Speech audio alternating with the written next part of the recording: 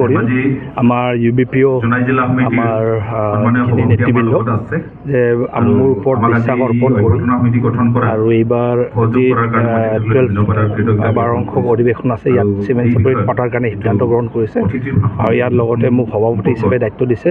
মই আজি আনুষ্ঠানিকভাৱে গ্ৰহণ কৰিলোঁ আৰু আমি সকলোৱে মিলি একেলগে গোটেই অসমৰ আৰু উত্তৰ পূৰ্বাঞ্চলৰ বিভিন্ন জেগাৰ পৰা ভাৰতবৰ্ষৰ পৰা বাহিৰৰ পৰাও 6000তকৈ অধিক প্ৰতিনিধি আহিব। যদি আহে আমি ভালকৈ একেবাৰে সন্মানেৰে খুব সুন্দৰভাৱে আমি পাতিবলৈ চেষ্টা কৰিম।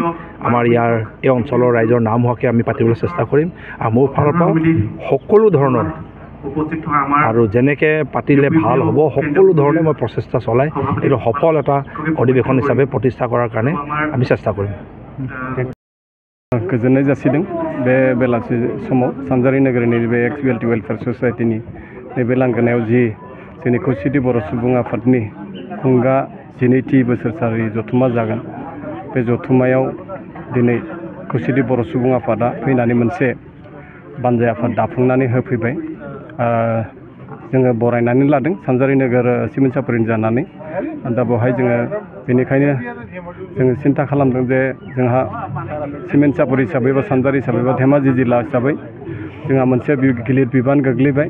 आसामनि गोबांथार जिल्लानिफ्राय गोबांथार बर' सुबुंफोरखौ गोबांथार बर' दैदेनगिरिफोरखौ जों जिहेतु बेवहाय बरायनांसिगोन, मिटिं खुंनो मोनसे मोजां परिबेस खालामना होनांसिगोन। दा बेनिखायनो जोङो दिनैनिफ्राय सानजारि नोगोरनि मानसिफोरा बा जोंनि धेमाजि जिल्लानि मानसिफोरा गासैबो एसे साखाफारा जानानै बेखौ बरायनो थाखाय जोङो रेडि जानांसिगोन। आं बेखौनो खावलायदों आरो बेनि गेजेरजोंनो बयखौबो आं खावलायनो सानदों जे जोंनि ओनसोलाव थानाय गासैबो संगठनफोराबो दिनै जिहेतु खोब मोजाङै बाहागो लानायखौ नुनो मोनदों।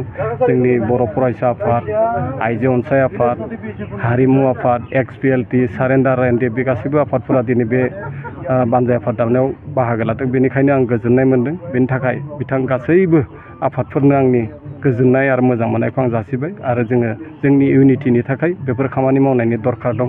इयुनावबो जों बेखौ मावलांनांगोन आरो बे कनफारेन्सनि गेजेरजों जे जोंनि बे ओनसोलनि इउनिफिकेसननि खोथाखौ जोङो बेजोंनो इस्टाब्लिश खालामनो नाजागोन आरो खालामनो नाजानांगौ बेखौनो आङो खावलायनो सानो। बेयो जुदिबा आंनि माने माबा नङा मा होनो बेखौ साबजेक्ट नङा, अब्लाबो काउन्सिलजों नांथाबना थानाय हिसाबैहाय मोनसे खोथाखौ बुंगोन। जोङो काउन्सिलनिफ्राय जों गासै 8टा जायगायाव गं 8 जिल्लायाव बर' राव रोङै सुबुंफोरनि थाखाय मोनसे माने बर' राव सोलोंथाइ मिरु जों गायसनदोंमोन। बे गायसननाय हिसाबै जों दासिमहाय गासै 9टा मिरु जोंनि राव सोलोंथाइया प्राय कमप्लिट जानायनि लामायाव आरो 2सो मिरुआ दासिमबो माने एसे माबा माबि जाहोनो थाखाय फोरोंगिरि गैयि जाहोनो थाखाय जाफुंसारनो हायाखै। बेखौबो जोङो नैबे एप्रिल दाननि गेजेरावनो खुंथाया बेखौ मावफुंनो नाजाबाय थादों। जों आसा खालामदों बेनि गेजेरजों जोंनि राव रोङै जायफोर ओनसोलनि बर'फोर बेजों मोजां रोखोमनि मोनसे रेसपन्स होनानै रावखौ सोलोंनो हागोन। जों बेखौ मिजिंथिनो हादों खुंथाया आरो भबिष्यत दिनावबो खुंथायनि जि दैदेनगिरिफोर जायफोर बिबानाव दं बिथांमोना इयुनावबो बेखौ कन्टिनिउ खालामनायनि खोथाखौ बुंदों। दा बेनिखायनो जों मिजिंथिगोन। लोगोसे मोनसे खोथाखौ आं बुंनो सानदों बे दानि जिथुनिखि जोंनि खुंथायनि लाजानाय मा होनो बेखौ बे सोलोंथाइ मिरुआ देग्लायनियाव फार्स्ट बोसोर जानायनि थाखाय खोब माने मिजिं बायदि जों जायखौ खालामदों बेफोरबायदि सोलोंग्रा सुबुंफोरा एसे खम जानायखौ नुनो मोनदों। अब्लाबो जों आसा खालामो भबिष्यत दिनाव इयुनाव खोब मोजाङै जागोन होननानै जों आसा खालामो। 12थि बोसोरारि जथुम्मा, बे बोसोरारि जथुम्माखौ सानजारि नोगोर सिमेन्ट सापरि धेमाजि जिल्लानि बे हालामाव फैगौ 2022 मायथाइनि जानुवारिनि 5, 6 आरो 7 खालाराव जों खुंनो थाखाय खौसेथि बर' सुबुं आफादा सिद्धान्त लादों आरो बे सिद्धान्त बायदियैनो दिनै सानजारि नोगोर सिमेन्ट सापरियाव थानाय बारग' BLT अनसाय आफादनि मावखुलिनि लांगोनायाव जों मोनसे गोख्रों मावफुं आफाद बानजायनो थाखाय बै मेलखौ जोङो दाफुंनानै लानो हाबाय। बे बानजाय आफादनि आफादगिरि महरै बे बियाबनि मानगोनां MLA भुबन पेगुखौ आफादगिरि आरो मानगोनां रातिराम बिथांखौ गाहाय नेहाथारि महरै लानानै आरो सुक्रेस्वर गयारी बिथाङा मावफुं आफादगिरि बे महरै लानानै जोङो मोनसे गोख्रों आफाद बानजाय आफाद जोङो दाबाय लोगोसे 30टा जि दालाय आफाद बे दालाय आफादखौबो जों दिनै नैबे समाव दाफुंनानै लादों जोङो गासैबो धेमाजि जिल्लायाव रायजो जानाय बर'नि दल संगठन आरो गुबुन गुबुन माहारियारि आफादफोर जेरै सनवाल कसारी मिसिं जनजाति आरो दिउरि बेबायदि गुबुन गुबुन जनजातिनि दैदेनगिरि बिथांमोनाबो जोंजों दंफायो आरो जोंनि जि बोसोरारि जथुमा बे जथुमायाव बिथांमोनाबो आबुङै मदद होलांनायनि बाथ्राखौ जोंनो होदों बिनि थाखाय जोङो खौसेथि बर' सुबुं आफादनि जानानै धेमाजि जिल्लायाव रायजो जानाय गासैबो जाति जनजातिनि आरो बर'नि गौथुमफोरनिसिम जोंनि मोजां मोननाय जोङो जासिदों।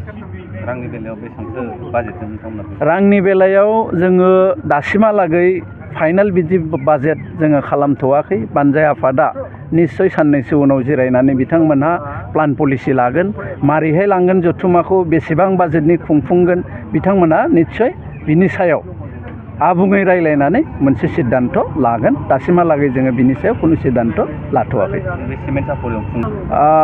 बोसोरारि जथुमाफोरखौ गुबुन गुबुन समाव गुबुन गुबुन जिल्लायाव जोङो जिल्ला आफादफ्रा बिनाय रोखोमै होयो देग्लाय धेमाजि जिल्लायाव रायजो जानाय बर'फ्रा जिहेतु जोंनि जथुमाखौ खुंनो लुगैदों आरो बिथांमोनहा बर'नि गोबां जेंनाफोर बे जेंना जेंसिफोरखौ खाथिनिफ्राय थानानै रायलायनो जिहेतु धेमाजि जिल्लानि रायजोफ्रा गोसो बे हिसाबै जों धेमाजि जिल्लायाव एबारनि जथुमाखौ खुंफैदों। बबे हादरनिफ्राय ओरैनो आलासि फैदों? जोंहा गुबुन गुबुन बोसोरफ्राव जोङो जिबायदि आलासिफोर हांख्रायो एबारबो बेबायदि आलासिफोर थागोन गाहायै जोंनियाव थान्दै महरै नेपाल वेस्ट बेंगल त्रिपुरा बांलादेश बेफोरनिफ्राय आलासि महरै जोङो हांख्रायो एबारबो जोङो हांख्रायनायनि थिरांथाखौ लादों। कम्पिउटार कर्सनि सोलोंथाइ लानो गोसो गुदुं सुबुंफोरनि थाखाय गोजोनथाव खौरां कम्पिउटार कर्सनि थाखाय बेसेन नाङा जासे मुं थिसननायनि खाबुखौ लानानै फैदों क'क्राझार सहरनि खोदोमथलायाव थानाय MS फ्लाइं रुट इनस्टिट्यूशना बयखौबो थ' बेहाय क'क्राझार सिङाव थानाय खोदोमथला फ्लाइं रुट इनस्टिट्यूटा हस्पिटेलिटी मेनेजमेन्ट आरो एभिएशननि अनगायै कम्पिउटार कर्सखौबो लन्च खालामनाय जादों गोदान थ' बेहाय दा फ्रि एडमिशन सोलिगासिनो दङ जेरै जोङो जाभास्क्रिप्ट वेब डिजाइनिं CC प्रोग्रामिं बेखौ गासिखौबो होनाय जागोन थ' जायफोर केन्डिडेटफोरा गोसो दङ बेहाय माने थाबैनो रेजिस्ट्रेशन खालामनो हागोन एडमिशन फ्रि सोलिगासिनो दं। एभिएशन आरो हस्पिटेलिटी मेनेजमेन्टनि फोरोंथाय होबोबाय थानायजों लोगोसेनो देग्लायनिफ्राय लानानै फैबावदों क'क्राझारनि MS फ्लाइं रुट इनस्टिट्यूशना कम्पिउटारनि कर्स आखा-फाखा रोंगौसार फोरोंगिरि आरो मोजां खाबु थानाय बे फसंथानाव PGDCA, DCA, CCA, JavaScript, web designing, CC programming, illustrator, stenography with typing बायदि बायदि कम्पिउटार कर्सफोरनि फोरोंथायखौ नोंथांमोननो होनो थाखाय बे समाव नेनानै दङ क'क्राझारनि खोदोमथलायाव थानाय MS फ्लाइं रुट इनस्टिट्यूशना गोदानै जागायनो लानाय कम्पिउटार कर्सनि थाखाय बे समाव MS फ्लाइं रुट इनस्टिट्यूशनाव गिबि खेबनि थाखाय मुं थिसनगिरिफोरा बेसेन होनाङालासे मुं थिसननायनि खाबुखौ मोननो हागोन। थारैनो नोंथाङाबो कम्पिउटारनि गियान सोलोंनो गोसो दङ नामा? जुदि गोसो दङ अब्ला गोबाव खालामाजासे क'क्राझारनि MS फ्लाइं रुट इनस्टिट्यूशनाव सोलों लानो थाखाय नोंथाङा 9394796813 एबा 8099554765 जानबुं अनजिमायाव फोनांजाब खालामदो।